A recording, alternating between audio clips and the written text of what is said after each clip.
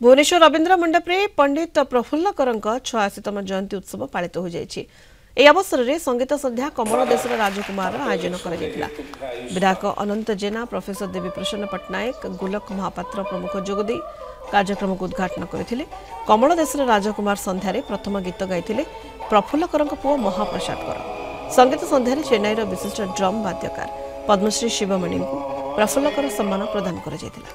ओडिया भाषा ओडिया लोक स्वाभिमान बंची से पर्यंत संगीत बंची से प्रति जो श्रद्धा भल पाइबा एवं तांको प्रति जो सेमानंकर माने खोला हृदय जो भल पाइबा एवं सम्मान जो एपर्यंत भी आपण माने देखुथिबे सबु बेले हॉल ओभर पैक्ड हुए एवं आज भी से हेची एवं तांकरी गीत गाइथिबा डायरेक्शन देथिबा एवं निजे लिखिथिबा अन्य माने तांको डायरेक्शन रे भी गाइथिबा से गीत को नेकी ए प्रोग्राम टे आयोजन करा जाउची कमल देशर राजकुमार ना प्रफुल्लकर सर तांको संगरे गोटे स्पेशल रिलेशन थिला एवं छोट बळू मते से गाइड करी आछंती मोर से सौभाग्य कि एत बड़ दिग्गज को पाखरु मु किछि भी सिखिबा को पाइछि एवं तांको माने को पाखरु देखि पारछि तो सेटा मोर बहुत बड़ भाग्य जेहेतु पद्मश्री शिवमणि सर आछंती the beyond imagination beyond words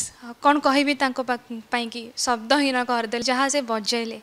Namaskar to Kalinga TV viewers.